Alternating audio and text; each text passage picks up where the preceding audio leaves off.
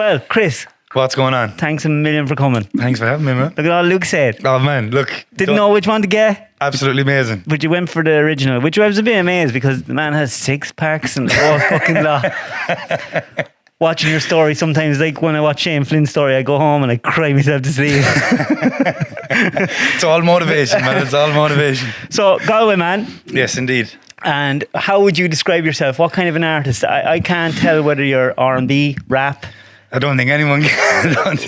How would you describe yourself? I don't. I kind of right now. I'm kind of leaning in a lot towards hip hop and R&B. But I've been doing a few different genres, and I try not to be stuck into a box when it comes to what I'm making musically. So, yeah, that's where. Galway, man. Indeed. From the city.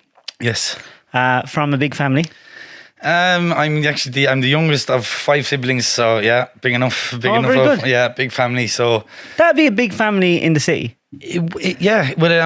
Absolutely, it is. I guess, yeah, for a single mother, absolutely. And what was it like growing up? Growing up was, I suppose, it was absolutely madness, to be honest with you, from the beginning. I'm from Ballinfoyle in Galway City, which is kind of a council estate. That's where I grew up, and I lived there for the first couple of years of my life till I was about 7, and then I actually moved down to the Westport in County Mayo for a couple of years, and that was just a crazy couple of years. Your whole family? No, so just basically, so some of my family, some of my brothers and sisters ended up staying in Galway, and myself and one of my brothers and my mother, we moved down to Westport for a couple of years, like 3 or 4 years. So yeah, it was a mad What age time. were you?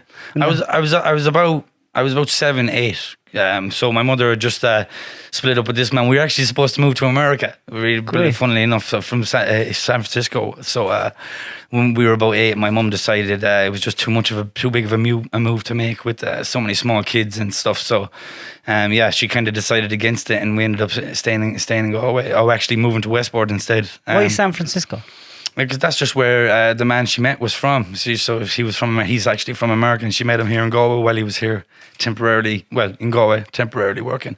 Yeah. So just kind of they fell madly in love, and it just kind of it happened all really quick. And he's still very, very close, and I consider him my step pops now. Kind of And is he still out in the US? Yeah. So he's a cool dude. He's high up in the US military and doing some cool things. So Super Army soldier. Crazy stuff. And what was it like in school? How did you find school and stuff? Oh, well, school was great. Primary school was okay. I mean, I spent a couple of years of my primary school years in Galway and another couple of years in Westport. And by the time we moved back to Galway a couple of years later, I was going into secondary school in Galway. So it was I've kind of jumped from school to school. Was that hard, or did you find it? Did you care? No, it didn't. It didn't really matter to me. I wasn't happy about obviously moving to another county. So that was always going to be tough, and a change. But it's not something I wanted to do. But when you're 8, you don't really have much of a choice. What did you think you wanted to do when you were 8? I just wanted to stay where I was and do what I was doing, and just not have to change the surroundings. But at the same time too, I was still very young, and I really didn't have a clue about anything. So, at the same time, I was just annoyed that I was being taken away from what I was used to and the friends I had made, and had to rebuild all of that stuff with. That has to be difficult for kids. Yeah, absolutely. I would agree. It's always a tough thing to have to restart a whole new, childhood and get to know new people and get to know a new school, new environment. So it's definitely not an easy thing to do. And secondary school, what was that like? Secondary school was crazy. I was in the Bish in Galway. It's a school right in the city. I was never really good at school, and I was a bit of a troublemaker. One of those in the school teachers' offices all the time. I eventually ended up getting expelled in 5th year. Really? Yeah. What did you do? It was just a build-up of things. So please tell me you had sex with a teacher. Please, it's even lie to me. No, unfortunately, it was nothing too crazy like that. But it was just years and years of just build-up of me just taking the piss. Yeah, just taking the piss completely. So did you get in trouble for that now? Yeah, when you got home? No, yeah. Well, I mean, my big brother had to come and pick me up the day it happened, and because my mum wasn't available, I was like, this isn't going to go down well. Did he give you an old slap? No, not that time, but look, there's been plenty of them over the years. So what did you do when you left school? Straight away, so I was actually only 16 when I left school, because I started early. So I actually started working in a kitchen porter.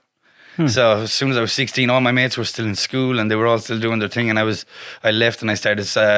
I was washing dishes in the kitchen and Making bank. just getting the bag together. You know. And were you Were you like musically interested at that time? Were you playing an instrument? Were you singing? None. No. So even at 16. No, nothing at all. So I was a late bloomer to music. It's a crazy story because it was always in my family. Like my brother used to dance around the kitchen listening to Michael Jackson records and with the hat on and all that stuff. And you know, yeah, exactly, all of that stuff. And my father was apparently a great musician. I don't know too much.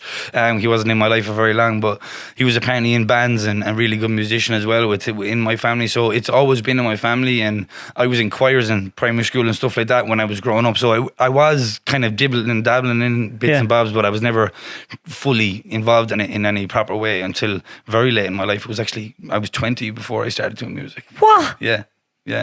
Fuck off. That's so annoying. Yeah. So it was late. I actually, I was working in Tesco doing the night shift, the graveyard shift from like 12 o'clock at night to 8 a.m. And that's where I wrote my first song with headphones on.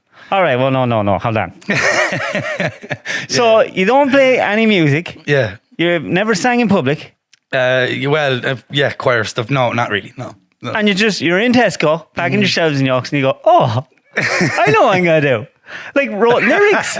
Yeah, it seems like it was a bit random like that, but it just, it just came very naturally. And obviously, I've been through kind of a good bit growing up, and I've always been a pretty deep person. So it was kind of it was an outlet for me to kind of, get the shit out of my head that it was in my head. I just wanted to.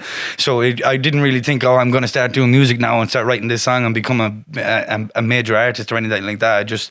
I was just in a shitty place, and I was just like, I need to just pen some of this stuff down and see how it goes. And I wrote some lyrics and. I was living in a house with a few mates at the time, and one of the guys had a studio, and I was actually sleeping on the floor of the studio at the time because we were roughing it. Like, it was a house full of loads of us. We were partying all the time, and one of my friends had a studio, and he was bringing artists up and he was recording with them. And for years I was wanting to learn to play the guitar, so eventually I just started stealing my housemate's guitar and bringing it to my room and learning how to play guitar chords on YouTube. So I taught myself how to play like 6 or 7 chords, and I kind of just stopped learning stuff then and kind of wrote my own stuff straight away. I didn't even try to learn like Oasis or any of that kind of stuff. I just your own thing. Straight away, the first thing I did was put 4 chords together that I felt were mine and just started writing. And obviously the lyrics I had written too. And are you lyrics first, then melody? It can be different every time. I mean, sometimes now it's very routine because I've got my own studio at home and stuff like that. So I sit down and I'd be making beats for ages, and then because I'm able to do all that in one place, I can make a beat and then I can record the lyrics. So I'm in a comfortable place. But and you self-taught yourself that? Yeah. So I'm self-taught everything I'm doing right now. So how did you go from on a room playing with someone's guitar, putting a few 4 or 5 chords to a song, to going, hey lads, what do you think of this? Yeah, that's literally what happened. Literally the exact situation. So I went into the guys were in the studio, and my very first song is with an UK artist. He used to go by the name of Lexi. He's one of my best mates now. His name is Jordan, and he was actually with one of the guys that was recording some rap songs in the studio with my friend at the time. So I was like, wow, this is exciting. So I actually walked into the studio while they were recording one day, and I go, guys, what do you think of this? And I had the hook written for the song, and I just go, oh, the world, and I sang it to them or whatever, and they go, that's actually really good. And then straight away the producer, my friend, he was like, record that down, let's record the guitars. And then the rapper Jordan was in it, ended up writing 2 verses and rapping on it. Go away. Yeah, so I had the chorus and my own verse and the guitar chords, and then within a day, like a couple of hours, we had the song made.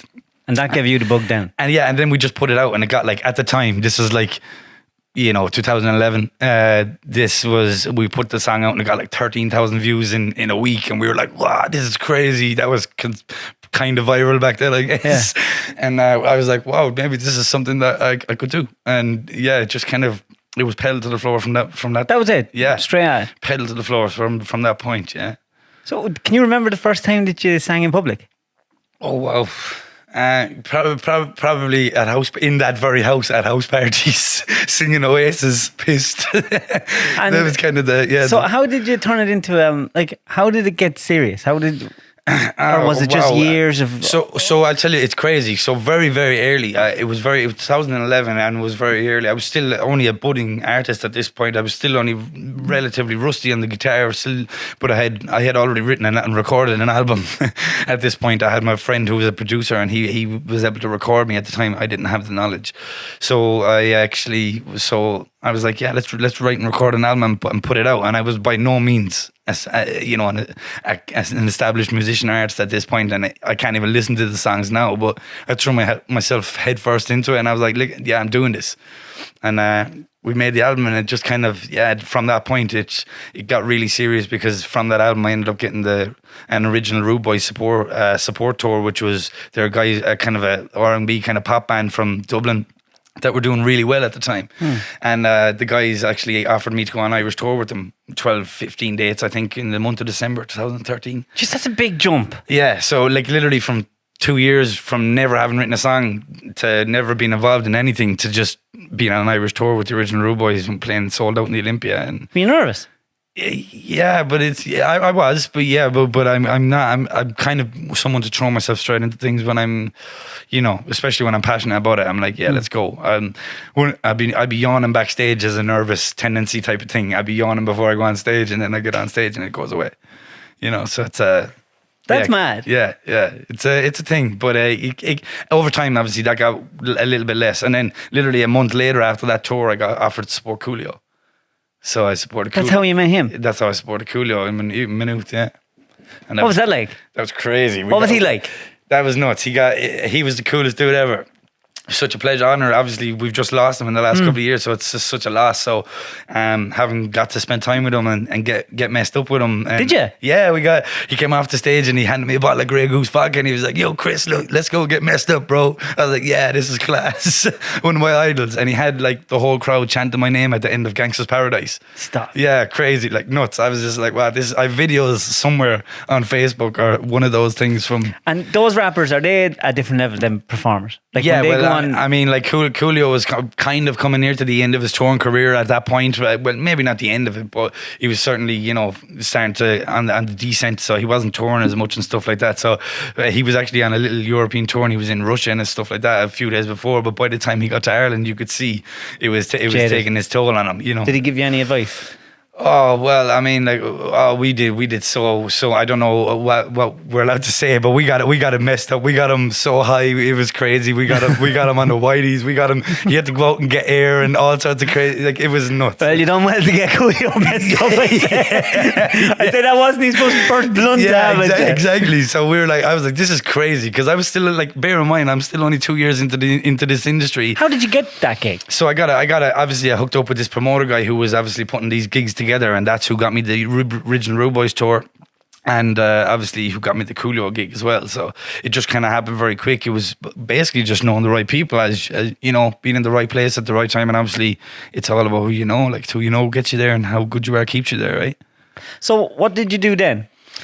So after your first album, and you listen back to it and you're there, like you look at it now and you go, oh my God. Yeah, I can't listen to that shit. You can't listen to it. No. And do no musicians ever go back and go, oh, I think what I know now, I'll take them songs and I'll make them better? Or do you just go, no, park them, yes, fuck them, that's it, and move on? Exactly that. So this is what people say this shit to me all the time. So they're like, why don't you go back and record over and over? Or because some of the songs did really good, but they were really shitty quality, because we were just learning how to record properly, doing home studio shit, all that. So I listen back to them now and they're just like, it's so bad. So, but people are always like, why don't you re-record them? And then other people are like, nah, they just wouldn't have the same effect. I think, they came out when they came out and they sounded how they sounded, and I think they're just best to leave them where they are and just continue to move forward and just make it part of the legacy. Do you find it hard to write songs now? Not anymore. Because I've not, your older stuff was more singing. Yeah. And then your new stuff, you get shit out. Yeah. like when you're rapping, you remind me of NF. Okay, yeah, I love NF. He's dope. Yeah. He is so good. Yeah. And it's like everything's quick and everything's fast. Yes. And you don't use, I think a lot of Irish artists, rappers, are using that heavy Irish accent. Yeah.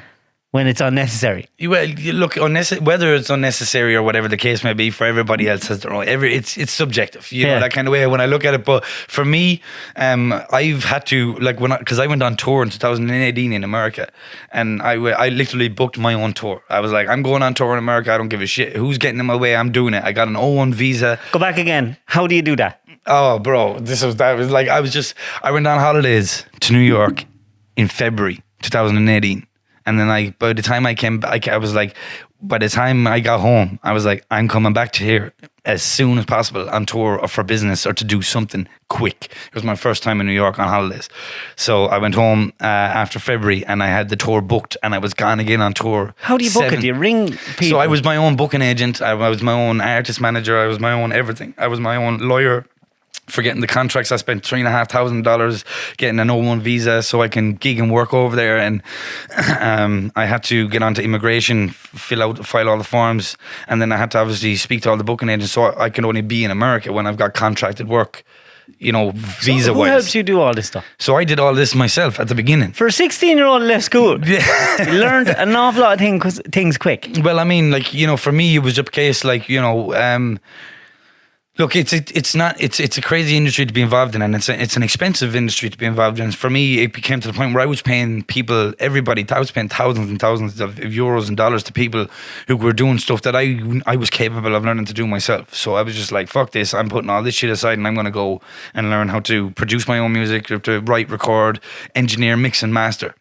And like, you know, learning to mix and master my own songs saves me $400, $500 per track.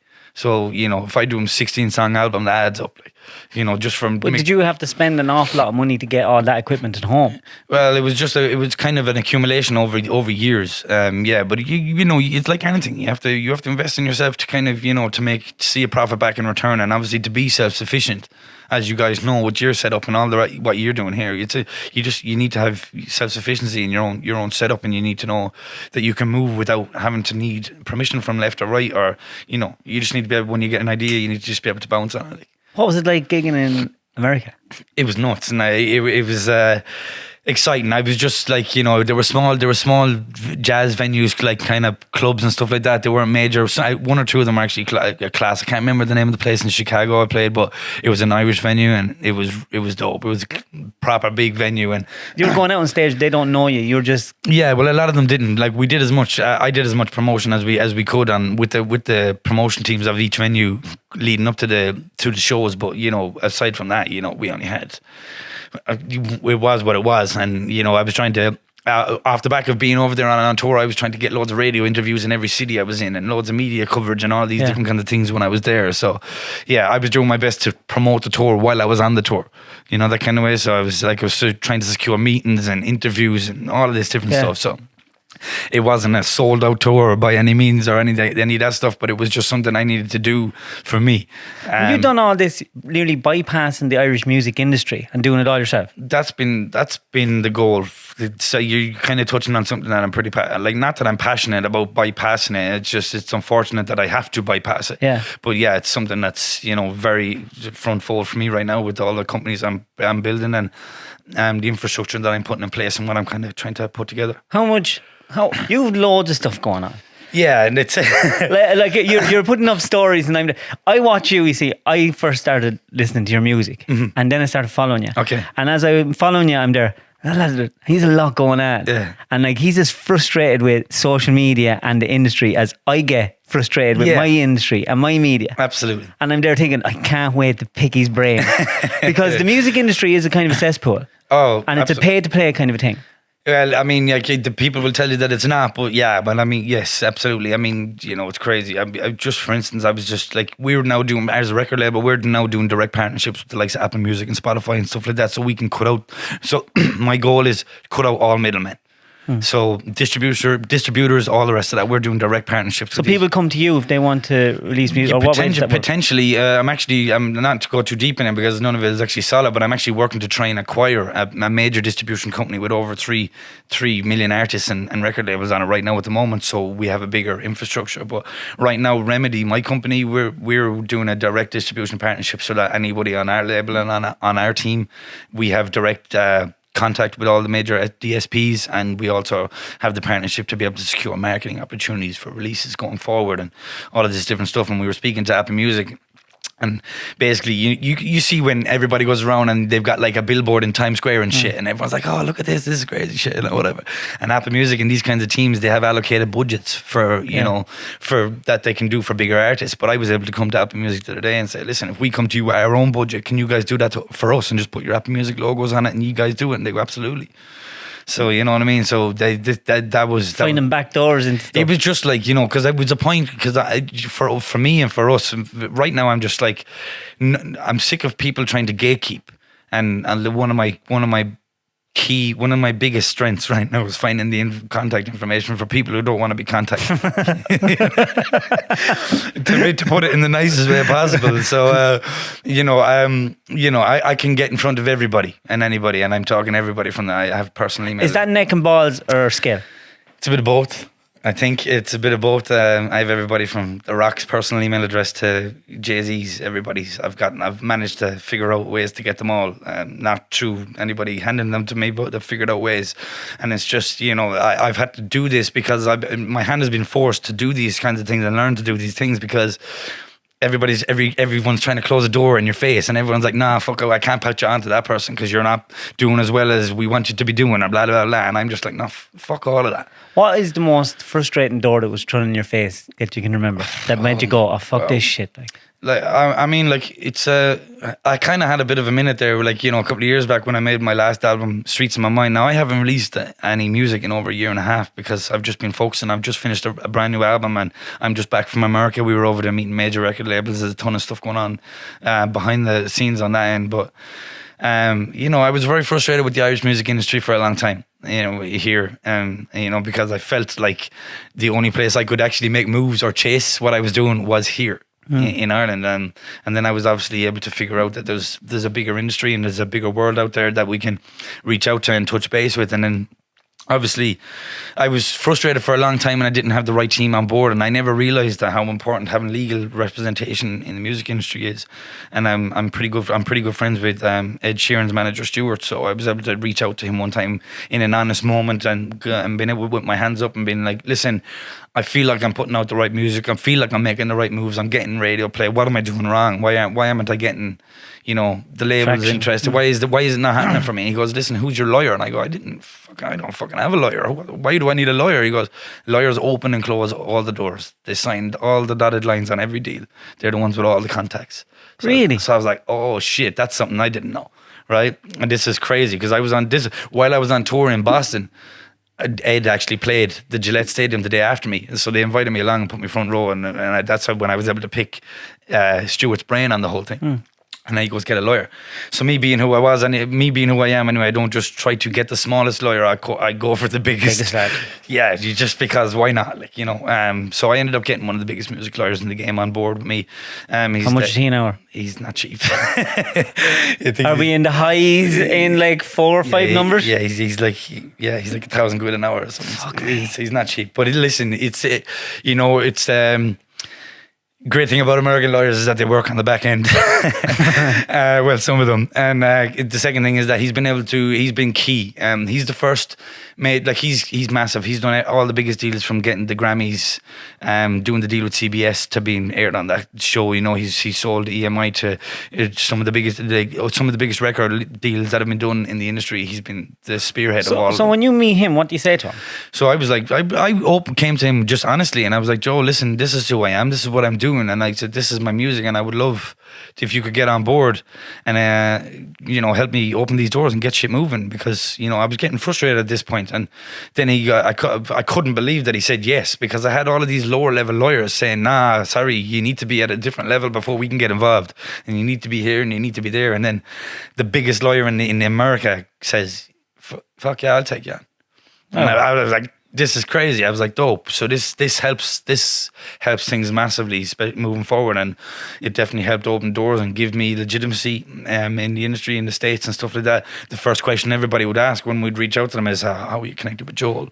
You know, yeah, whatever, you know. So it's like, you know, he having it's literally who you know is extremely important, and obviously how good you are will help you stay there. So yeah, that's kind of where it went from there. So dick do you have to suck in Ireland to get all over the radio? Oh my Like, I God. don't understand it. Like, you've some fair tracks now. So okay, so there was a thing. I was on every radio station in Ireland at one point here for maybe before you found out who I was. Possibly might have been just before that. Because I'm 12 years in this game now. So for a lot of time, I was like I was the most played Irish artist on Irish radio, and I had top 40 albums and top 10 singles and number 1 singles and had all of that, and I was getting great support here. I was in all the media support, and it was amazing, and things were going really, really well. And I just kind of hit a certain stride and period in my career where that just kind of seemed to just dip off. I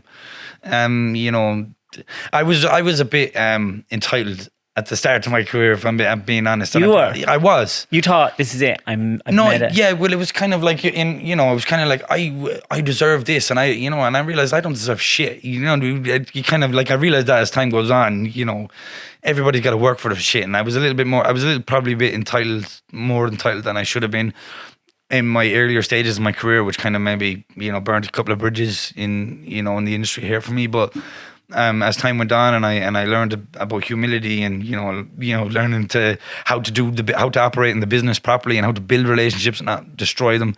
Then I really started seeing things moving forward in the right way. So it's like anything. It's a learning curve, and you gotta get better, and you gotta figure shit out. And obviously, I've always been a very emotional kind of fiery kind of person. So I that led me down the bad argument paths and stuff like that when it shouldn't have been. Now I'm a lot more calm and composed in these kind of situations. So What was your favourite gig? oh man, there's been a lot of cool gigs, but it probably has to be it's either Coolio, supporting Coolio, or else when I played the Olympia, sold out with the Rude Boys, because that was special, because that was sold out. It was like 1,500 people. Shit went crazy on stage. I actually messed up because I used a loop pedal. I used to use a loop pedal on stage, and I kicked the cable out of the power cable on stage, and the whole sound just went boom. And the whole thing is like 1,300 people, and everyone was like, "Wow!" So the crowd kept going anyway, and I managed to plug the shit back in, and it gave a big huge bang, and it blew the sound system, and came back on. But I recovered and managed to get around it. But yeah, look, it was a crazy experience, but I loved every minute of it. But yeah, for me, I haven't been doing enough gigs. I'm right now. I'm working on getting on a million different bigger tours across the US, so I can kind of help build my profile over on that side of the water and stuff. So is that kind of where it's at, US? For me, that's where I'm focusing. I mean, like, I've been chasing the UK scene here as well for a while, and I've had a lot of meetings and relative success. I've been playing on BBC Radio a few times in the past, and Radio X and stuff like that. So it's like, for me, I just feel like with my team being based with my lawyer being based in America, and with my team being based there, and I just think there's a much bigger demographic in America for what I'm doing, and for me to secure the traction I'm looking for. Is there a better buzz out there? Oh, it's crazy out there. I love it. Like, so like I said, I was just out there for 2 weeks. I was supposed to go to the Grammys, but I didn't actually get it because I'm a member. Last year I just became a member of the Recording Academy. Think of that. In the Grammys. Boom! Yeah, so that's pretty dope. So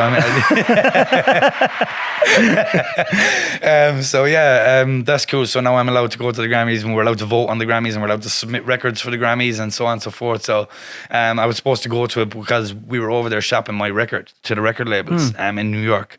And I was obviously supposed to fly out to LA, but that got changed. So I'm actually flying out to LA in a couple of weeks' time again to make more meetings happen. So you do a lot for an artist, right? You promote. You're really good at I have new music and singing. Would you tell no one how many moves you make? No, because you're you're cryptic on that. Yeah. But when you're watching, you go, this fucking lad's doing shit. I'm glad that's how it comes across. But do you find Instagram?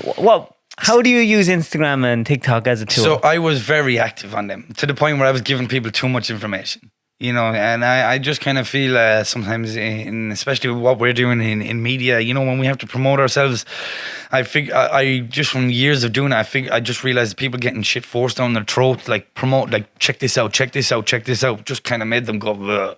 It's too much. Stop forcing shit down our throats, kind of thing. So, I learned. I went hard on TikTok and shit when it came out because I got a good following on it, and I started generating some numbers, and I just went hard on it, and I was, They were them mashups you done. Do you know where people that do music and you do rap on them? Yeah. They were really good. Yeah. So Did you make up them? Yeah. No, well, I didn't make it up. No, the TikToks they're kind of duets basically that are on TikTok, and anybody that puts up music, you can kind of just duet the video and jump on and do a rap or whatever. Or sing. But where was the rap? Did you make up the rap? Yeah. Just write the raps. I'll see some dope video where someone's made some kick-ass beat, and I'll be like, oh, that shit, that sounds dope. So I go and I'll just start writing a verse to it with it on in my headphones, and then Just like that? Yeah. Then 10 minutes later, I'll just record the TikTok and just throw it up, type thing.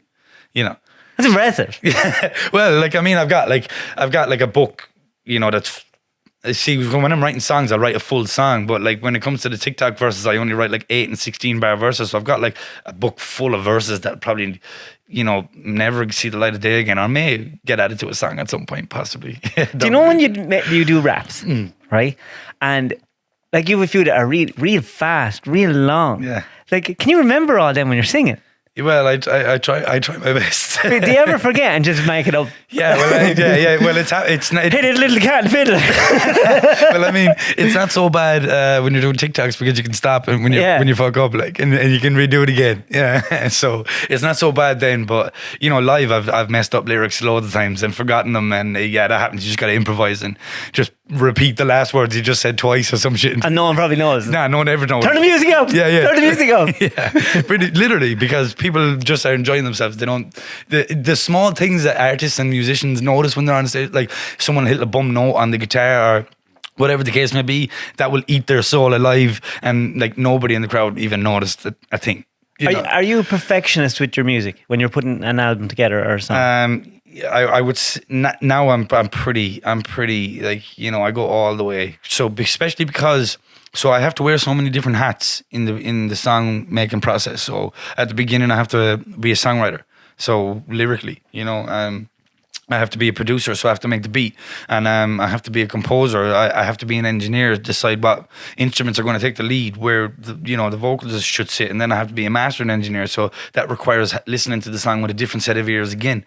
So there's so many different aspects to what there's so many people are doing right now. This producing, and there's so many different amazing talented artists doing it right now. And do you have anyone helping you? No. And when you listen to a song over and over, do you just get burnt out listening to it, and by the time it's out, everyone thinks it's great, and you're there, oh no, I'm sick of it? Yeah, that's pretty much every song, every artist. Yeah, well, I don't know about every other artist, but when I'm speaking for me, yeah, that happens all the time, because I've just spent a year making an album that I am now sick of listening to.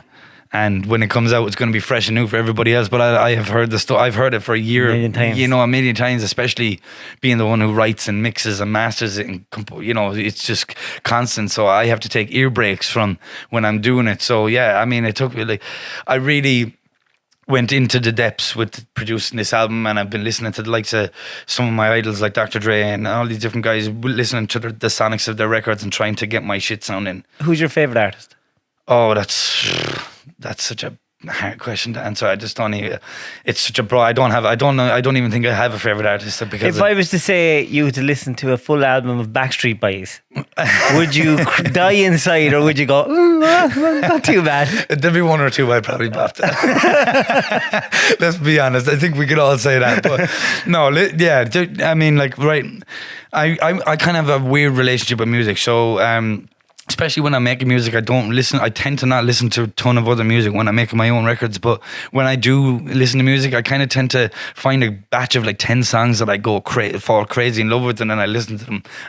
I burn them out for 3 months, and then I'll just move on to another 10 songs and just kind of keep doing that. So I've kind of got a love affair thing going on with songs, where at the minute where I just burn them out to the point where I can't listen to them anymore and move on. But I'm finding myself going back to a lot of the older stuff now, the older hip hop. And play piano as well? I do. How long did it take you to learn that? I wouldn't say that I'm an amazing piano player, but I can play and compose and write all my songs, and it's something I'm still learning to get better and better at every day. But yeah, no, it's been ongoing. But I've been doing it for must be 5 years now. So do you know the way you got into it, Yes. Your family aren't musicians. Yeah. Obviously, the friends you went to school with and went to Tesco with, are not musicians. Yes. Was it a lonely road? Or was it a lonely road? You know, yes, it is, and it is a lonely road, and it has been from the beginning. At the beginning, there was, I had a couple of friends on board, but when it starts to move forward, and it's always been my vision. That's been driving the driving force behind what the movement and everything we're doing moving forward.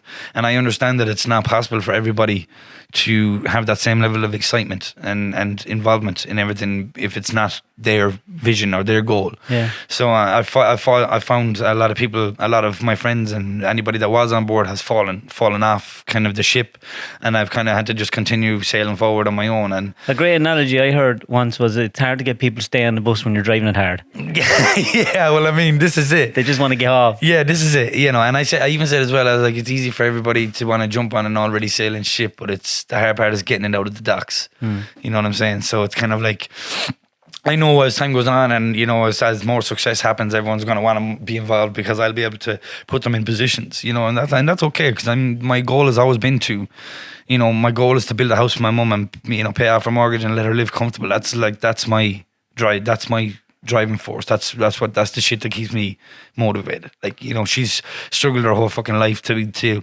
raise all of her kids and get us where we are, and she's my biggest fan, my biggest supporter.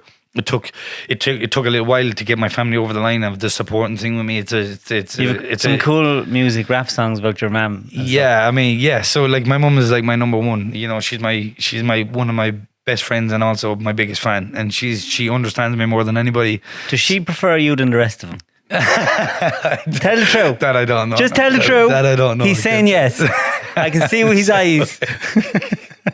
No, I wouldn't say that, but she's amazing. No, she's amazing, and honestly, it's been a hell of a road to this point. A lot of blood, sweat, and tears. And be honest with you, it's been. Have you ever wanted to give up? Oh, yes. There's been minutes I've wanted to give up, but in the long haul, never. Giving up is never an option. What's your lowest moment?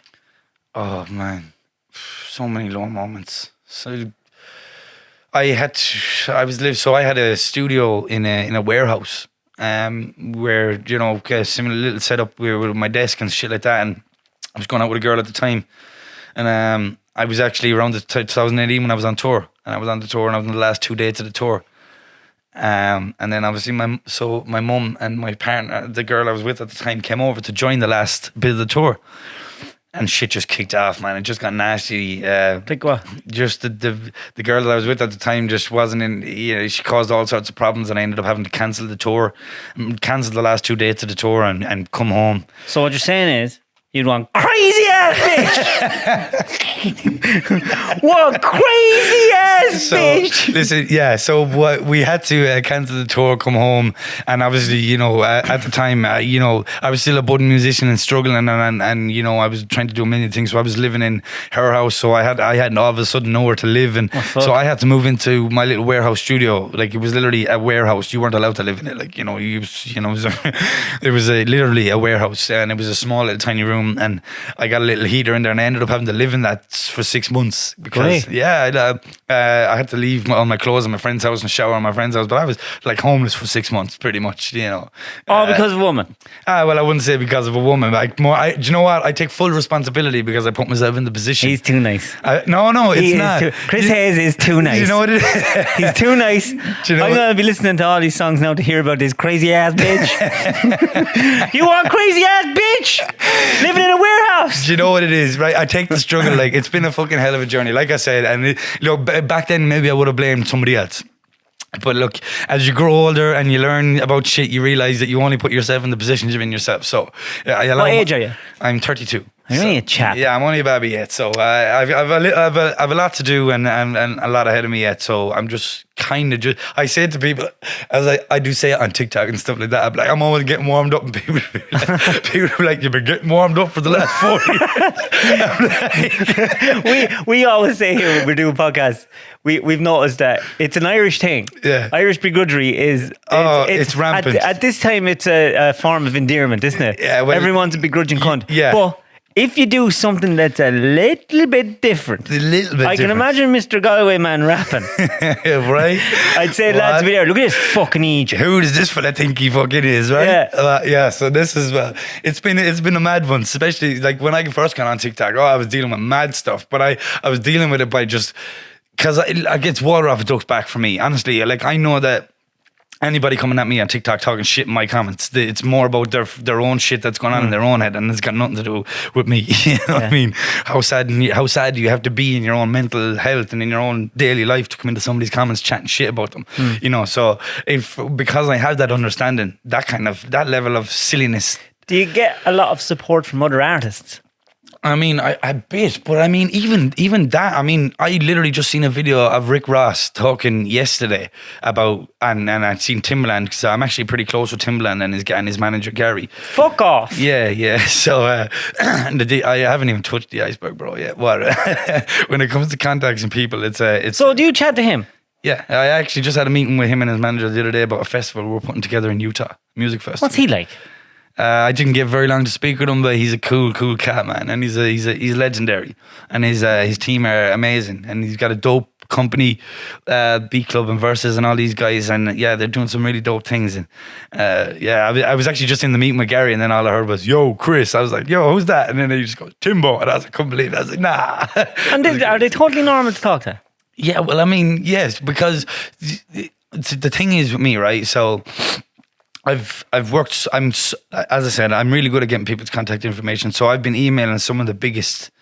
Not that I've been emailing, but I've been reaching out to some of the biggest, people in the industry. So I'm also interested in being involved in the entertainment industry as much as the music industry. So I'll be reaching out to all these different guys like The Rock and Kevin Hart and Jay-Z and all these different guys, and I'd be, because I genuinely want to work with these guys.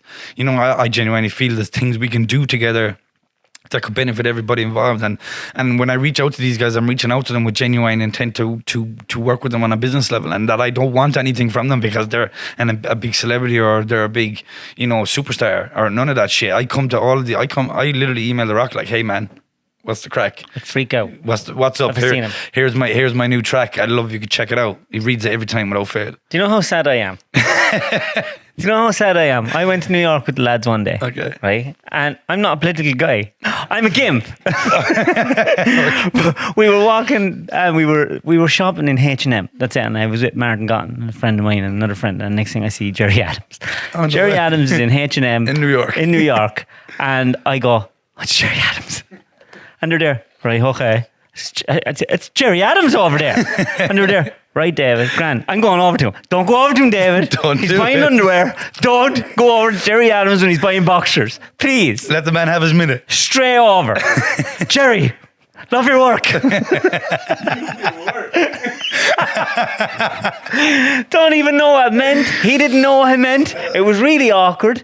But yeah, if I seen The Rock or someone, I'd die. Do you know what it is? It's just been an accumulation of just years and years and years of reaching out and speaking to them and speaking to their teams and stuff like that. It's just kind of led me to be just a little bit more professional in those situations, and I don't get as starstruck as I might have been before. So when now I'm able to email, instead of me emailing these kinds of people and being like, oh my god, what can you do for me? This is amazing, which is like fan mail.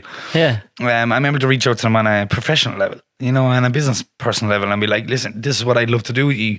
I'm working with this company that I think could work out with your company, and I think we could make something class happen." So these are the kinds of relationships I'm working to build with these people. I'm not, and that's my approach when reaching out to them. Who's the biggest dickhead you ever met? Oh man. You're really trying to name and shame everybody, huh? Well, it could be just anyone. There must be some dickheads. Oh man, you know what? There's tons of dickheads in the industry. Do you know what I mean? There's tons of them. I'm not gonna out anybody because I've got a career ahead of me. I'm not burning. I'm not trying to belittle or begrudge or bring anybody down. Everybody's got their own shit. I'm having arguments with some of the biggest record labels in the game right now. Some of the top level because we're trying to clear. I've just done a remix of a song, right? And it's a big song. It's fucking. This is what I'm saying. It's a dance track. It's a fucking remix of a dance track, and it's a banger. It's really, really good. And we're currently having to argue with one of the major 3 record labels about them clearing it. So we've got the whole record cleared by one major record label, by Sony. We've got it cleared by the band. We've got it cleared by the songwriters. And this one record label are the only ones that are putting hurdles in front of us to make it happen. And the only reason it is because I know the band that we were remixing the song. So I asked the manager, was it okay if we remix the song? So I got the band's consent before the label got it from me. And she wrote back and she was like, is there a reason you went around me to the band? So it's just been bitter. She took it personally. And I'm like, this is business. I'm like, what are you taking? This is business. I'm reaching out to you. We have a business proposition. We want to work with you guys. We're releasing a record that's going to, benefit your catalog and your music going forward. And, we're just trying to expedite the process because we're well connected in that area. We were able to reach out to the management and clear the sample. So, if anything, you should be thanking us because this lightens the load of work you have to do now. You don't need to speak to them because we've already got their blessing. So, she just took it personally. And this is a director of one of the major record labels in the UK. Like there's Warner, Sony, and Universal. This is the director of licensing. So, to be dealing with that level of, madness, we've worked 7 months to clear this record. We got OKs off everybody. And because of this little personal issue, this is the one final hurdle we can't get past because of this silliness. And this record has the potential to be a huge, huge record. Isn't it very demoralising for a young artist when you'd imagine that most of your hassle is legal and stuff like that, when you can't just concentrate on, right, I'm going to make music. Yeah. I'm going to make good music. But it turns into a whole business It's a business thing. Yeah, well, I mean, this is it. And everybody's saying it right now. Like, you cannot get involved in this game right now unless you've got business savvy. You need to know the industry. Having business managers and all these guys are amazing. But a business manager can charge you 20% of your income. And you're going to be you want to make sure that business manager is bringing in 20% worth of work.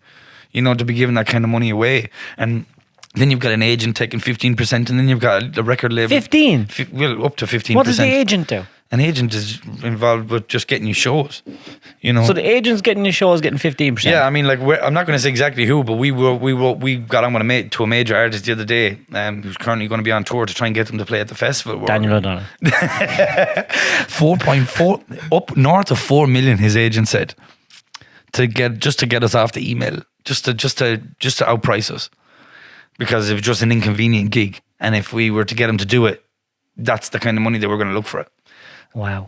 And then the same thing again, because I knew the manager very well. I also spoke to the manager at the same time, and the manager came back and he goes, actually, he's not available at all. So he actually undermined the agent. He came in and basically said, nah, he's not available, not for 4 million even. And then I was like, so that agent was just trying to mark up that whole thing just so he could make 600,000 off the back end for himself and sail through and try and push that gig over the line just to make it. So there's a lot of stuff go on in the background that artists don't even know about between their agents and... like you can't imagine. It's business. It's business. It's like everything else. Like to be, how naive would you have to be to think that people weren't giving backhanders and scratching each other's backs behind the scenes in every industry or any business that you're in? Imagine that they get back. The artists that go on stage and go, yeah, hope you're fucking good. 4 fucking million, you cunt. Yeah, well, I mean... and he's there, what? Yeah. Where's my 4 million? And in some cases, it does get back sometimes, in certain cases. But when people are eating off the deal, who's going to open their mouth? It's only the people... That's a great phrase. People are eating off the deal. Yeah, I'm going to use that. That's a good one. So it's very true. So people will keep their mouth shut if they're seeing profit off the back end of what's happening. So business is business. Like people think morals come into this. This is money. This is business. This is like this. You'd be mad in the head. Like this is why it's so important to understand the business aspect of anything you're doing. The media, the business side of music, the media side of anything, entertainment industry, everything. Because you have to know what's going on. Otherwise, everyone will try to pull the wool over your eyes. So how many hours a week do you put into this? Oh, it's I don't get time off. Ever. Never. Have you a girlfriend? No. Not right now. It's kids? No. So it's all, everything is music? Yeah. Yeah. It's music and building my businesses and my companies. Yeah, right now. It's full on, but I wouldn't have it any other way. I love this shit. What name of your businesses? So I've got Remedy Co, which I've just launched this year, which is a holdings company, which is the parent company to all of my big brands. Then I've got under Remedy Co, I've got Remedy Records, Remedy Publishing, Remedy Productions, Remedy Studios, Vibe CBD, and I'm currently working with an Omano tequila brand from over in America, in Utah, and we're working to. So I've just partnered with a guy called Paul Hutchinson. He's an amazing guy. He's a philanthropist from over in the States. Amazing guy. He owns a foundation called the Child Liberation Foundation. And he has personally been involved in 70 sting operations to stop child trafficking over in the States. And he's been trained by high up operatives in the CIA and FBI and everything to pull these missions off, and he's been deeply embedded into these organizations and child trafficking, and actually had to do the deals with them and pull it over the line, and actually, then press the button to get the guys in to catch them when last minute when it was all finishing. So I partnered with him and his and are you going to go on a sting? No. I mean, what we're doing is right, an awesome. So what we're doing is that. what he's doing is an amazing thing, and he's a philanthropist, and he's an amazing businessman. He's a hugely successful businessman, and I partnered. So we've got a company now called Vibe CBD that we've just partnered on, and we're launching. We've got Vibe CBD going. We're going to move on and branch off into a ton of. We've got tons of different ideas, so that's all happening right now at the minute behind the scenes as well, outside of the music thing as well, outside of the music sphere. Do you use CBD? I don't myself. I don't. But I know loads of people do. But like, I smoke weed. Like, so I don't like. But I would. I know the benefits of CBD and all that different stuff, and I also know the medical benefits of. So how did you get into that? How did you? The CBD thing. Well, funnily enough, it's crazy. So this is the kind of person I am. I heard this Paul Hutchinson guy on a podcast. Funnily enough, and he was explaining his story, and he was telling us who he was, and then he goes, "I've got this CBD company that I started with a former partner that didn't end up working out with them, so I've got a ton of inventory that we need to move now. Vibe CBD coming. We've got this amazing company, and he goes, I'd sell it to somebody on a dime in a book, and I was like, fuck, selling that shit. I was like, so I went and I looked it up, and I did a bit of research, and I thought the brand was dope. It's an amazing brand. It's a fully established brand with a following and amazing brand and marketing, the whole lot. I was like, nah, fuck this. So I pitched him an idea. I went and got his email address and contact, and I pitched him that night after listening to the podcast. And I told him I'd love to be involved with helping him move forward on it. And he goes, dope, I'd love to have you involved. So now we've partnered together, and we've grown a great relationship going forward. And he's building health and wellness centers all over around the States. So retreats for people to go and, use ayahuasca and mushrooms and all of these different amazing things. So, to their health results. Guided meditation. Yeah, and all of that, which I'm a huge supporter and fan of. And I think it's definitely massively helpful for people. So, he's doing amazing things on the philanthropy and on that side of things, and I was happy to come in and help him lead the project on the CBD company. So yeah, I'm excited going forward with that. Like, I'm as much as I'm an artist, I'm also I'm a businessman. Are you more excited about all the business things or the music? I'm very excited about both. I want to be an artist that sells out, massive venues. I want to play Coachella in America. I want to do all this crazy shit. Like, you know what I mean? I'll play it on stage. Burning Man. You can sell the CBD and the mushrooms. I mean, absolutely, and play. absolutely. So, like, I mean, we've got big trucks and everything over in the States now. Vibe CBD trucks and stuff that we can drive to and from events and stuff like that. So, we're currently figuring out product development and best ways to launch. And how often are you in the US? Not a lot right now. I'm just back. As I said, I'm just back because we were over there. The president of my label, who's also one of my best mates, is actually living in New York. So we've got an imprint in New York in my record label as well.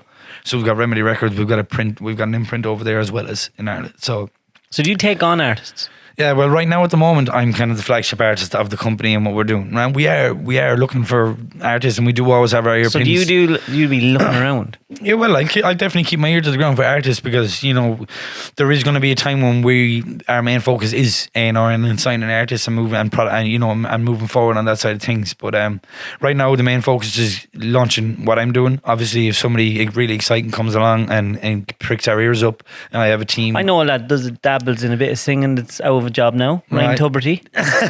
There you go. He does a bit of singing at Christmas. One man that would never have me on his show. Yeah, what's the story with that? It's bad, isn't it? I mean, I've tried to get on the show tons of times. They never have me. See, I'm a little bit unpredictable for these kinds of guys to maybe have me on board. I may be liable to say something that they might not, approve of, or whatever the case may be, because they know, I'm not really somebody to take shit. So basically what's happened, because I've learned to be able to figure out how to do things myself, I've put myself in a position where I don't need anybody to move forward. Like, I literally could do this for the rest of my life and not need anybody. So I've self-sufficiently put myself in a position where I'd never have to stop, So because I'm in that position now, it allows me to approach partnerships and getting people on board with a different, rather than saying, give me, I need your support. It's kind of like, I don't really give a shit. Give it to me or don't. I'd love your support, and I'd love to have your understanding, and I'd love to have you involved in what I'm building and what we're working towards, but I'm not going to beg you for nothing. So it took me a while to get, as an artist, as a new up-and-coming artist, to get beyond that point, because, there's a certain point of desperation, when you're a young artist, that you just want any opportunity at all, and it leads you to kind of begging people for opportunities, And that's when people get fucked over, isn't it? Yeah, and that's when people end up doing shit they don't want to do, or like even for instance, like even when I not that I got fucked over, like, because the opportunity was amazing, but even when I did that original Rude Boys tour, I got €50 a gig, and I traveled around a different county every gig every night.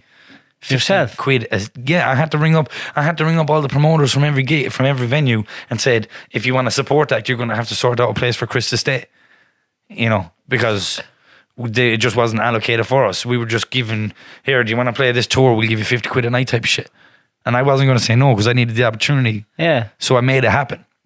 And I had a friend who was, we drove around in the car with my gear in the car, and each gig we got paid £50, and it went straight into the car, fucking into the juice to get to the next show. So. Do you ever do impromptu gigs? Do you ever just rock up into a pub and then just go, give me the guitar? No, not really. No, not really. No, it's something I like to do. All right, but I don't I try not to be the center of attention too much when I come. Stop it now! Stop it now! How have you not been in Galway, like out in one of the pubs, and there's a lad singing in the corner, and then just for the crack, get up and then just start bursting out a fucking rap. Everyone shite themselves. I have often thought of it, right? And I was like, nah, because that just makes you seem like an absolute dickhead. I was like, who? No, that's cool. So this is the type of shit that goes through my head. I'm like, nah, I can't do that shit, man. That would just be stupid. But then at the same time, I'd be in some places and people would come up and like, you Chris Haze from TikTok. And people on TikTok, if they see this, they're gonna hate that, because I put up on TikTok one time that somebody noticed me in Dublin Airport, which happened, right? I was walking through Dublin Airport and someone that was heading off was like, oh my God, you Chris Haze or whatever from TikTok. And I was like, yeah, whatever. And it was just it was a weird thing for me, firstly, because it didn't happen to me often, but it was just a real quick passing thing. It was nothing major. But someone asked me then on TikTok, did anyone ever notice you in public? So I explained that story, and everyone went off their heads. They're like, nobody in Dublin knew who you were. Nobody in Dublin Airport. You must have a few people come up and get pictures and stuff with you. Yeah, well, there was a point when, like, when I was a lot busier on the Irish scene. Yeah. You know what I mean? But yeah, and like, I've been walking down the street and I've been going for walks with my headphones in. I'll have young fellas pulling up beside me on their bikes. I'm like, you Chris Haze off TikTok, I follow you, and all this different stuff, which is, it's amazing. It's cool because having all these outlets, because all of a sudden the radio play and all that stuff kind of dipped off with, in Ireland and all that.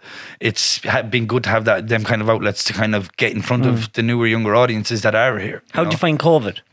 COVID was crazy. I mean, I tried not to get sucked too much into this shit, to be honest with you. Like, I get everybody had it was tough because obviously there was no gigging, there was no, the music scene took a hit, like, it was, everything kind of went on hold, but I kind of just used it as, for me, it was reflection time, and it was time to get myself together. I got myself in shape. I had time to look after myself. And I wasn't looking really well. I let myself go. Like, the shape I'm in now that you were talking about earlier on, I wasn't in that shape 3 or 4 years ago. I was, I let myself go. I was mentally not in a good place. I was, and because of that, it showed in my body, and it showed in everything I was doing. And COVID was, that few years in COVID was just time for me to re-energize, recoup, get my shit together, figure out my thought pattern, and recuperate and go again. And as soon as the barriers lifted on that shit, I was gone. I was gone, and it also allowed me, to grow a following and kind of do the TikTok thing. So I'm grateful for it, as much as it was tough. But some good came from it for sure. What advice would you give 20-year-old you in Tesco? My God. that just wrote that song? My God. My God. Well, to be honest with you, I don't know. It seems so far long. It just seems so long ago. I never would have even imagined. I literally argued with my manager in there about a week after I wrote that song and told him, "Fuck you, stuck the job up your arse," and I left because he was giving out to me for like being 5 minutes late or doing something stupid. And I was like, "Fuck," you know what I mean? This is crazy. But Jesus, you know, that's a hard one, because now the advice I would give myself is to stay focused, to stay doing what you're doing, which is what I ended up doing, thankfully. You know, that was at that point, that was me climbing out of the hole. So I've been in many holes. You could have said, "Stay away from crazy ass bitches." Well, I mean, I was never in a hole because of like, you know, it wasn't because of one person. It was because of an accumulation of things, being around the wrong people, having the wrong people in my life, as well as me mentally not being in the right place, as well as me dedicating 24/7, 365 days a year to my career and everything that we're doing, you know, moving forward on that end of things. So, you know, it all just compiled together to be one big, you know, cock up of a situation. But there's no way you would have thought you get to where you are. Yeah, well, I mean, and even still, like, I'm right wherever you think I am right now, you know, from your perspective, is nowhere close to where I want to be. But, you know, I'm definitely happy and continue. You know, my vision is, people be listening to me sometimes and be like, "This fella's fucking off. It's fucking." Who makes your music videos? So I direct and edit a lot of them. Most of them, actually. So, and my videographer is D&G Media, Dan Gill. He's my guy. He's been with me from the beginning. So he was doing rapper videos and stuff like that in Dublin for a while, and then I brought him on board with me, and I've just I was able to kind of, you know, shoot videos with storylines with him, take things a little bit, the production a little bit further with storylines. You like doing the videos? Yeah, it's fun. It's fun. I don't know if you've seen the Chasing Rivers video. Yeah, it's brilliant. That's crazy shit. Because it took us 2 months to find that cliff. Did you actually fall? Or did you deliberately fall? Oh no, wait, which part went in the woods? Yeah. Oh no, I actually deliberately fell. It was a good fall. I had to do it 3 times though. And you were running the walkway. It's cool, yeah, running the walkway. But then, obviously, you know, it's like a 75-foot cliff as well at the end. So it took us like 2 months to find that cliff. Like I was ringing up like tour guides and everything in Clare and all these different places saying, "Listen, we found this cliff on a video, but we didn't know where the location was. It was a secret location." And I was ringing tour guides and everything. Finally found someone in Clare who was able to point us to it in Doolin. Couldn't believe it, finally found it, and I had to do that jump 3 times. No way. Yeah, I had to get out, do it, and then jump out, and there was drones and stuff flying around the place as we were shooting it, and then I had to do it again, and then a third time I had to do it again with dry clothes, so I had to change clothes, same clothes again, do it again, because we needed 2 shots, and then a third time, then the camera crew goes, "We missed the landing, you have to do it again." So I was like, yeah, that's How long did it take you to write Chasing Rivers? The song? Yeah. Funnily enough, that song came super fast. I picked up the guitar one day and that song just came. That's one of my favorite songs. Yeah, so that song came really, really quick, and it's literally, it was very cliche of the moment that I was living in. And the acoustic version is just beautiful. Nice one. It really is, though. Thank you. I'm glad you like it, man. Oh, look, there it is. There it is. There's the cliff. That's a hell of a cliff, right? So if you're watching on YouTube, you fucking mad bastard. What's that? You done that 3 times. Yeah, I had to, right? I actually counted it. I was in the air for like 4 seconds, maybe close to 5. Do you know when you're falling? I actually was able to count.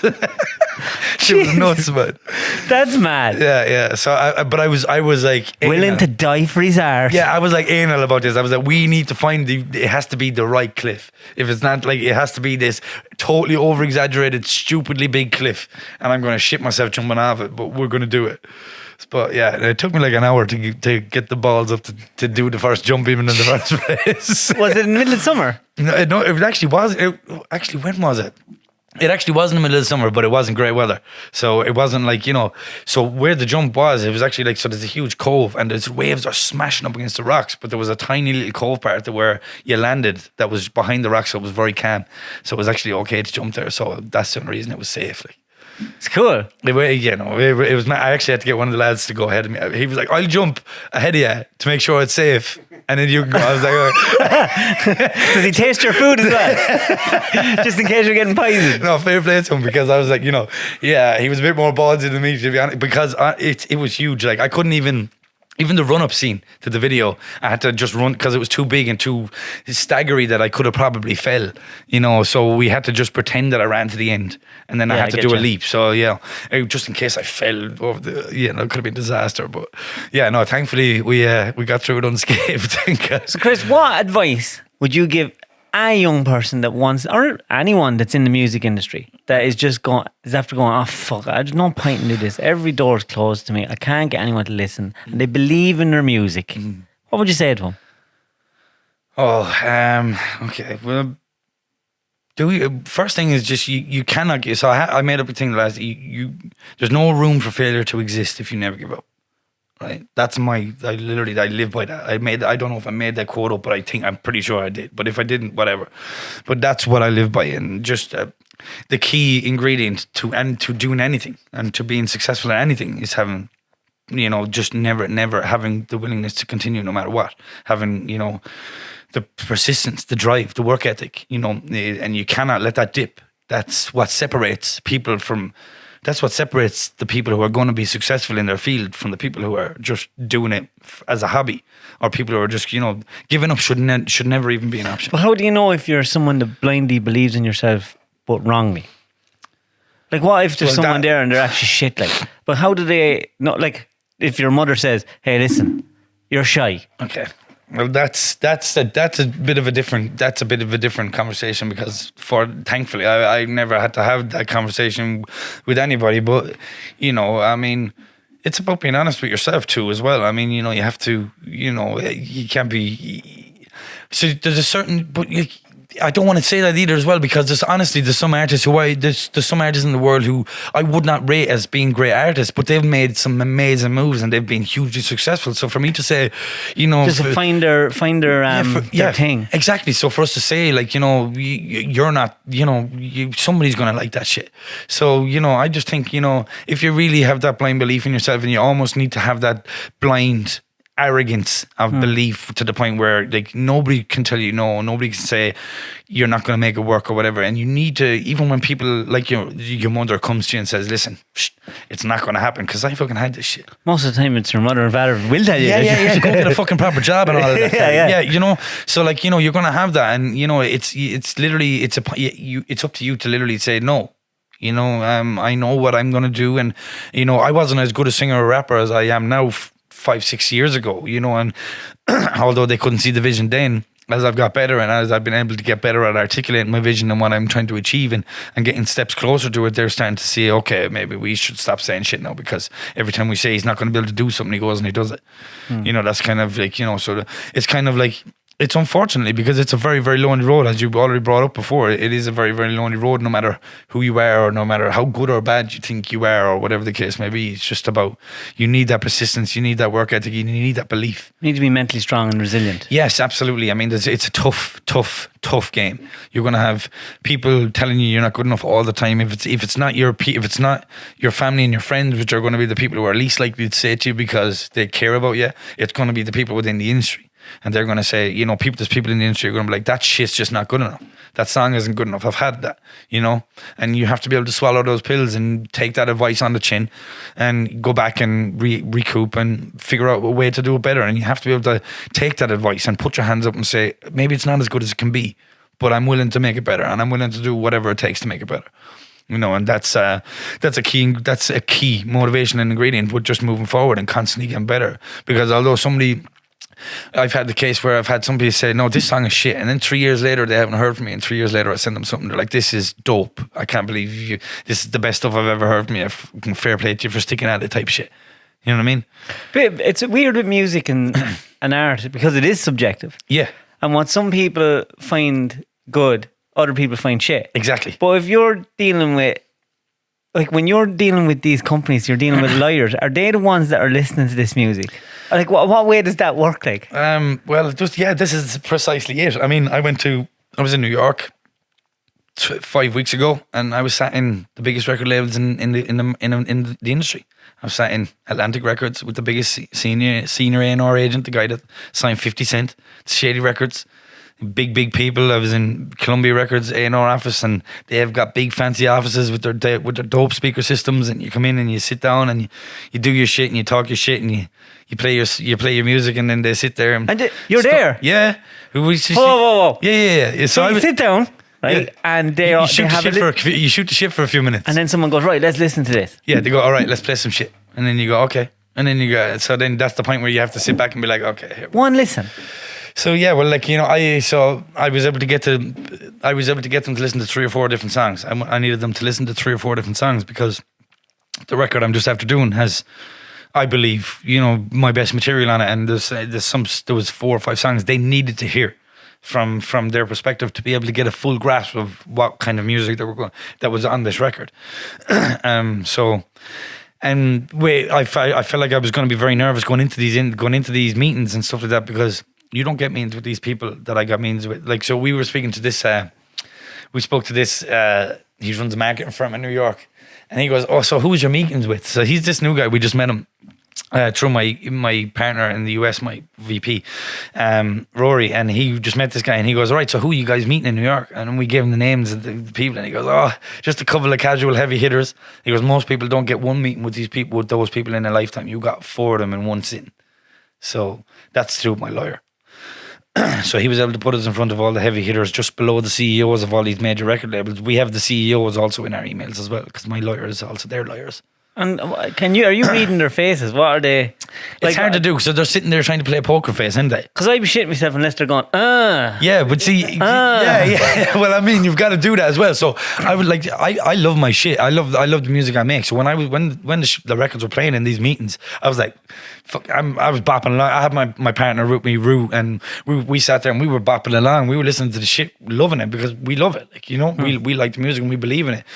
And then they kind of feed off of your energy, but at the same time they're trying to stay stone-faced because they don't want you to think, they're trying to keep you under wraps. They don't want you to think that you're walking out of there with a certain deal. Yeah, they loved it so much that we're getting this, we're getting that, you know. I mean, you know, we had some amazing comments from some of these A&R heads and some of these different stuff, but still nothing has come from it, you know. So like even Jay-Z and all these different kind of people who went to all of the major record labels and got no's before they became who they were, you know, got told no from all of the different major record labels. How silly did they feel like? And how pissed off are you? Like, when that happens, do you spend the day going, oh, fuck this shit, and what do we do now? No, because we have a plan in place. So we have a plan in place. It's kind of there's 5 or 6 major record labels in the New York, and then there's like 7 or 8 major record labels in the West Coast, because they've all moved out there. So we have a plan, and you know, we came back. Which one's the best? East side is the best. West side is the best. Well, like, I mean, there's a lot of made record labels. I have my preferences. I'm not going to speak about them right now because I don't want to, you know, think, you know. I know, Crips and all that sort of stuff. No, I have my preference. Yeah, companies. Crips and the Bloods. Yeah. We don't want to go down that road. I mean, it's funny because I was actually supposed to have the Game on my most recent album. I actually negotiated having him on it. He was gonna jump on the record, but I decided in the end it was just not Eminem. It just wasn't there. It wasn't the right. It wasn't. I just didn't think it was needed for the album. I just think it would overshadow the concept and the idea of the album, and just having him on it would have just been like, oh my god, the Game's on the album, and would have just taken away from the rest of the project. So I just decided to go against it. But yeah. So look, you know, there's many different things I'm trying to do. I'm trying to push and move the needle in ways that a lot of artists and a lot of people in the industry aren't really doing, especially here in Ireland right now. Excuse me. So yeah, look, I've always been one for kind of running against the fray. Chris, you could be the next Louis Wash. You could be the next Louis Wash. Louis, I actually know Louis. What's he like? Well, I've actually only spoken to him a couple of times over email and over phone call, but he seems to be a gent. Yeah, a nice guy. He gave me some good advice.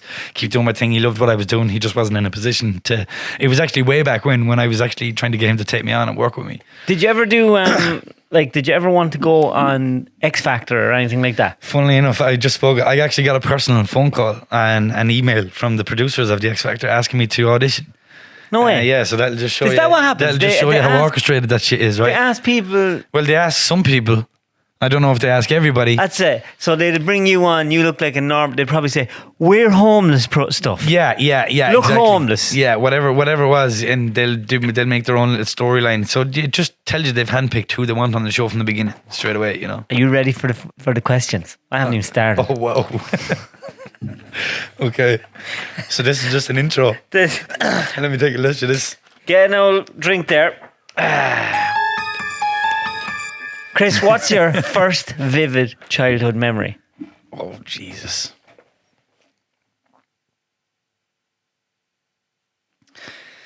Catching my fingers in the car door on Christmas Eve when I was like 3.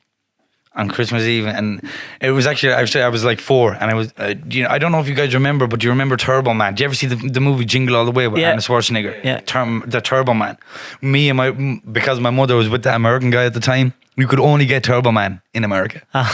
You could only get it in America, and they released that movie to promote the actual toy. Oh, I didn't know that. Funny enough, right? So we got with that same Christmas with my 2 fingers wrapped up in sellotape and black and blue and nails falling off them. I got a Turbo Man as well from America. Oh, that's cool. Yeah, that's pretty cool. So It's very sore when you chop your fingers. Oh, my damn, God. so sore. If you could make one phone call to heaven, who would you call? Oh man, I've lost some friends this year. So yeah, I've got some close friends up there that I lost to suicide last year. So yeah, it'd be nice to speak to them. That's not cool, is it? No. It's rampant, isn't it? It's especially in Galway right now, man. We've got like the fastest river in Europe and shit, man, up there, and people are just jumping into it, man, for fun. It's not even. It's crazy right now. It's an epidemic almost, you know. What do you think is the issue? Oh man, look, it's a tough time. Look, you know, it's a tough time. It's a tough time to be alive. You know, some people just aren't as mentally strong as other people, and it's you know, people just, it's mentally a tough time to be alive, and people are finding it hard to understand it and figure it out. And Are we failing people culturally, making them weak? I don't know, because I don't feel culturally weak and I don't feel mentally weak. And You're an outlier. But at the same time, I say this because I've put years of work into reading psychology books, self-help books. I'm actually writing my own self-help book right now, as well as a movie script, but I'm writing a self-help What's the book. movie about? Oh, well, it's going to be loosely based on my own story, but dramatized. Who's going to play you? Oh, I don't know yet. We'll see if I can. Who would you like to We'll play see if you? I can get a movie deal first. Who would you like to play with? Oh wow, I don't know, man. I don't know. But yeah, it could be cool. Is home for you a place or a feeling? Home for me is a feeling. Who is your home? I am. You. Yeah, I am my home. Chris, no man's an island. Just remember that. This is a good one. If your life was a movie, which scene would you replay over and over? You know, there's certain small times in my life where I haven't been just I'm ultra focused to the point of like I don't enjoy most things, because if I'm trying to sit with my mates and just enjoy doing something normal, my brain is like over here thinking about who I need to talk business with and what we need to do and progress. So it's just the small like holidays with friends. Like I remember my first holiday with my mates when we were like 17, and we went over to Gran Canaria and we got fucked up and it was crazy. And you know, they're the kind of moments that I love that shit. But one of the moments is going to be when it happens. This is the day I buy my mother her house. I'll replay that day over and over again. Do you love money? I don't love money. I absolutely despise what I can do to people, but unfortunately I understand how important it is.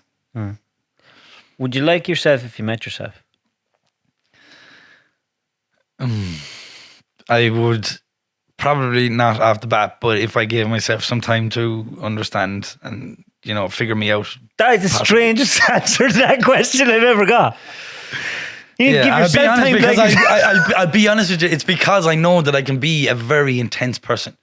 Are you intense on yourself? Yeah, massively. And like, I mean, even with my friends, like I can be intense with my friends as well. Like, you know, the situations where I know that they're like, you know, because I can come into a room sometimes and I just want to just chill and just fucking, you know, chill out with my mates and have a cup of coffee and maybe smoke a spliff or some shit. And I'd be like, oh, this business happened with this person and this label and that company and this CBD company and studio this and festival that, and their heads are just like. Are they in your industry? No. So they don't get it. They don't get it because they've been around me, but they're like, it's just so much to process and it can be a lot, and I get that, and my passion as well can be intimidating. What's something that you're holding on to that you need to let go?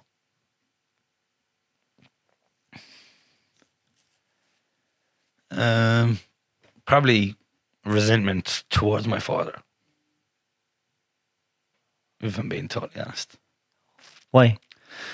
Just because, well, I feel like I'm definitely in a place where I'm definitely letting it go and and I'm definitely in a place where I'm going to let it go and I'm working towards it. But because he left when I was 4 and I was always a very angry kid growing up because of it and because of, well, at least some of it because of it. Do you know him now? I don't. He left when I was 4, so my last memory of him is him assaulting my mother in my house when I was like 4. Yeah. So have you ever tried to meet him again? Yeah. Myself. I flew over to see this. I mean, I have to be very PC when my family don't even like me talking. And see, I have to be very careful because even when I told my mum I was coming for this today, she was like, "Be mindful." Yeah. But at the same time, I'm like, I need to tell my story. My story. But you don't have to delve too. No, but I want to tell my story. Yeah, I have no problem telling it. It's other people that have the insecurities that have me talking about certain things. But yeah, so like I'm very open and I'm very happy to talk about my whole life and everything I've been through, because it's got me to where I am, and I wouldn't be the person I am today if I didn't go through all the shit I've been through. Parents split, whatever, all that different kind of stuff. So yeah, we met him a couple of years later when I was really young. For a short period of time, we went over to the UK to meet him, me and my other brother, and a couple of short holiday. I don't remember much of it. Came back, haven't seen him since. So, but he's a granddad to my nephews and stuff like that now, and he's doing his thing and he's trying. But yeah, look, I'm at the point where I just feel like. Do you ever ring him? No, I'm just at the point in my life where I just don't feel that he has anything to add to my life. I'm okay with it. I'm okay with it. Like, and it's not. I suppose I never really overthought about the situation, but when I think back, I definitely had some hang-ups on it, about it, over it. Like, but it is what it is. Look, yeah, and at this point, like I said, I've kind of learned to deal with things and move forward, and I'm happy with the person I've become because of it. So would I be the same person now had I not gone? Had he been in my life or stuff? Who knows? I may not be. So I wouldn't turn the clock back on any of it. Do you think he's proud of you? I would like to think so. But at the same time, it's not something I've ever thought about. Actually, that's a good question. So I don't know. I have thought, there's times when certain things I think about where, when you're watching a movie and there's always a certain part in a movie where a father comes back for the first time or something like that, and there's always those kinds of scenes. I always wonder when those scenes comes on when he's watching a movie, how does he feel? Yeah. I can't answer that question, but, I have asked myself it once or twice. Does it ever make you think I would like to have my own kids or not like to have my own kids? Having a kid is my biggest fear. It's like my biggest fear. Why? It just scares the shit out of me. Not that I couldn't do it. I know I could do it and I know I'd be damn good at it, but just means putting everything I'm doing on hold, and there's loads of different. I don't want to ever scar a child or ruin their future or any, because I know what a tormental upbringing can lead to, and how what kind of damage it can do. So that'll probably make it better. Yeah, absolutely. Now 100%. And these are other hang-ups that I have. I have severe commitment issues right now, and I've overall past relationships and what happened and all that stuff. So I have severe commitment relationship issues and severe fears of having kids and stuff like that. They're just not even on my radar. I'm just ultra focused on my career, and to the point of absurdity, probably. but that's the level that it's at, Well, that's how success happens, isn't it? Well, I mean, this is what they say. It's definitely heading in the right direction. I don't think there's many lads out there wishing and praying for kids anyway. Yeah, well, look. Firstly, we wish to dip the wick. Kids come later. I mean, the funny thing is, like, most of my mates, like my best mates, all of that stuff, they all got kids. So I've just, this is the life I've chosen. This is the path I've chosen. I've chosen to be in this position. I've chosen to give myself this level of freedom so that if I need to go to America in the morning, if something, an opportunity arises, if something happens, that I don't have anything holding me back. So in one side of things, some people will look at me, there's two sides to the coin. Some people are going to look at what I do and they're going to think, I'd love to be doing that. And that's crazy. And I'd love to be doing that thing. But then the other side of it is that I don't get to have, well, at least right now, I don't get to have all the same stuff my friends have. Like, you know, relationships and, you know, girlfriends and, you know. Do you ever get lonely? Yeah, absolutely. I guess, you know, it's, but it's not, I'm okay with it. I love my own peace.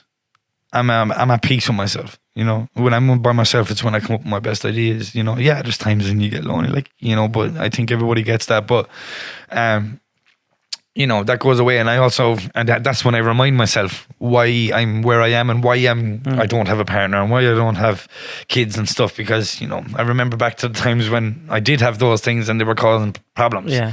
So, yeah, it's easy enough for me to move past it because I can keep that on the front of my mind, you know. That's cool. Yeah. If you had to ask one person a question and they had to answer truthfully, who and what would you ask? Oh, man. Awkward. No, this is probably your father again, isn't it? I guess it probably is. Well, if you want me to be truthful about it, like, you know what I mean? Yeah, probably. I mean, I guess because everything else is just business in my life. You know, everything is just business and career. So yeah, it'd be the same. I guess it'd be why, you know, why did you bug on? Yeah. You know, why weren't you there? I guess, and you know, why didn't you come back and all that different stuff. But look, I don't even think the answers would suffice. I don't think I don't even think he would have the answers. You know what I mean? I don't think, and I don't think any fathers who ever left their kids can give a legitimate answer that actually makes any real sense. The only thing any father in that position can do is just take responsibility for it. Hold a hand up and say, sorry, I wasn't there. Really, you know. That's it. And even at that, it doesn't really cut it. No, yeah, because it's like, what? Okay, sound, yeah, don't worry about it. There's a song in that. Yeah. I'm sorry, don't worry about it. Yeah, so don't even stress. It's fine. Who brings you the most happiness in your life? Oh, that would definitely have to be my friends and my mum. My friends and my mum. You know, I don't have a lot of people in my life. I used to, there was a point where I went around and everybody was my friend and everybody was, you know, I used to have pals with everybody, but now I have a very, very, very small circle.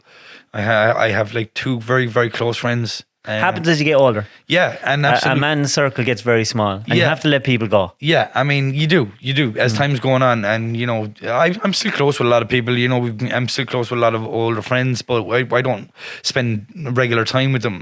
But I've got like 3 really close friends that I spend time with, and then my mother is like, you know, she's like my 4th best friend. And outside of that, I don't really spend a lot of time with many people because, you know, I'm just, you know, I like. You're busy. You're just busy. I'm just busy, you know. Just have shit to do. No, not to be like that, but it's just like, you know, people's energy suck the life out of me sometimes, you know. And like I said, I can be intense and I can have no filter. And if someone's just sitting around the place moping around me at times and shit like that, like I'll tell them straight, like, oh, I'll just get up and leave the room.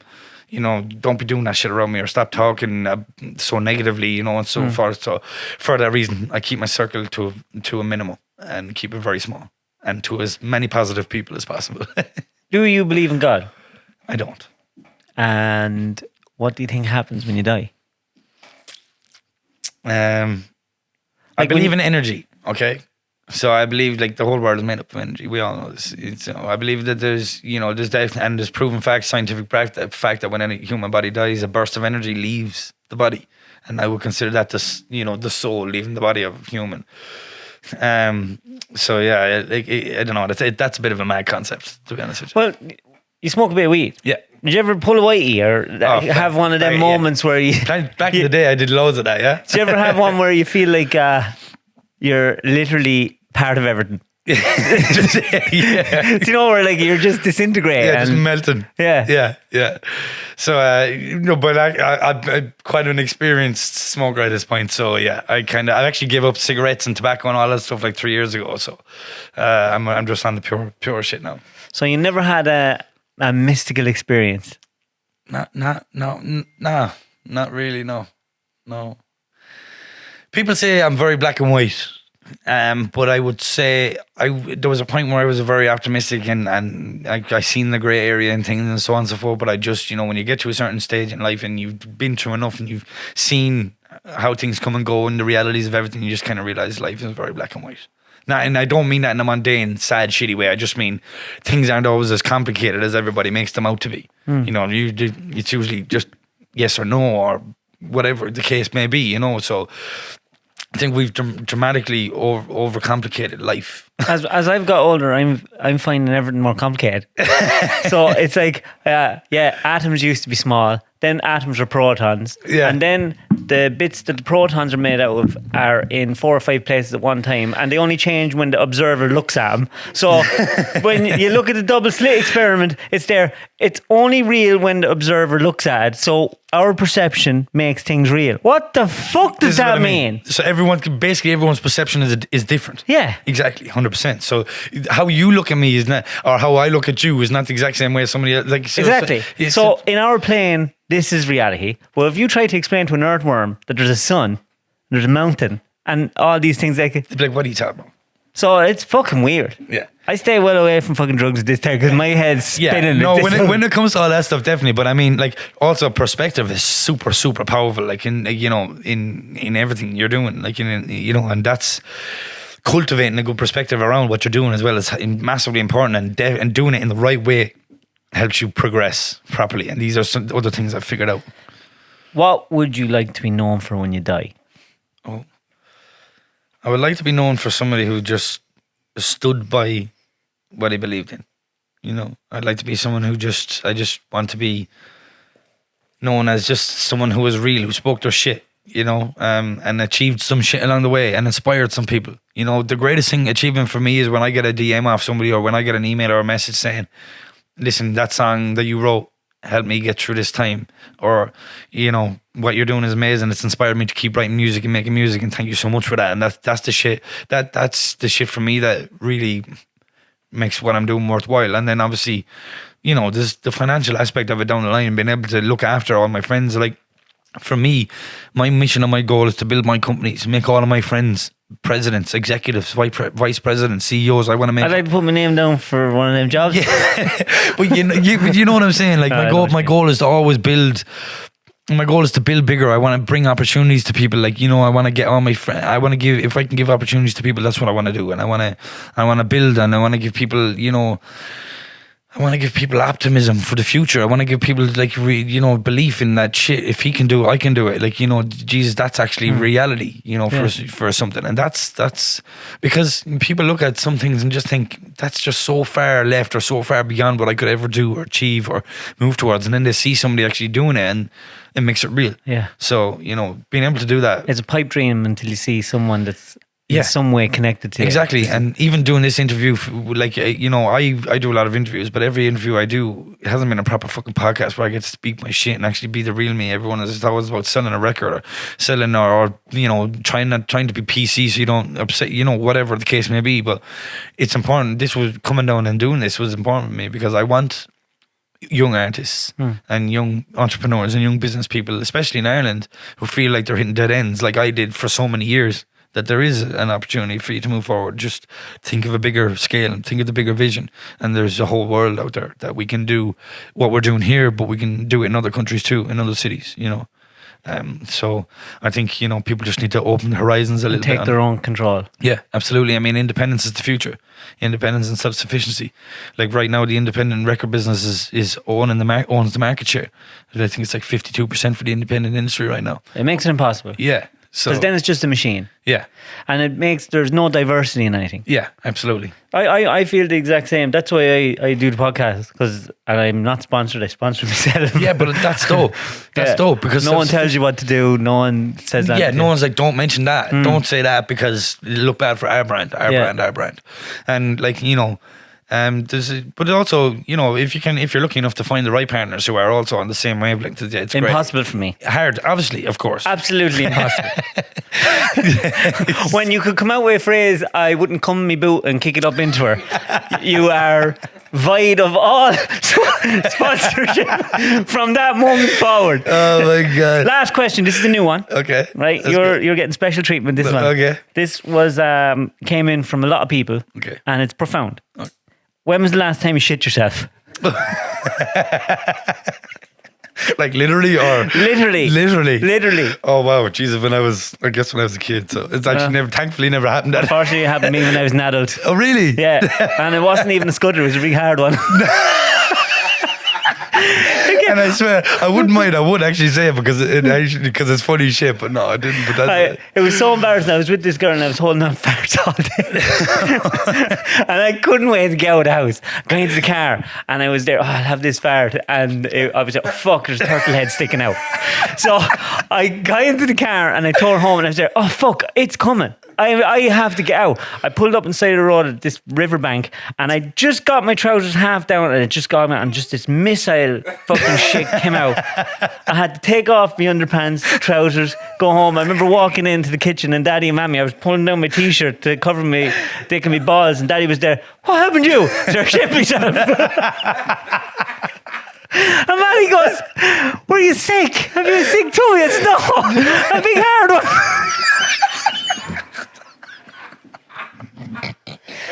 And that's my shit story. Oh my God, what a way to end the interview. Chris, it was brilliant to have you down. I was nervous coming doing this because I think you're someone famous to me. Well, look, thank you for guessing. So thanks a million for coming. Really appreciate it. Thank you. Anytime. And you're a lovely fella and I wish you all the best in the future. Thank you very much, my friend. I appreciate you having me. No bother. Thanks a million. Thank you, man. See ya.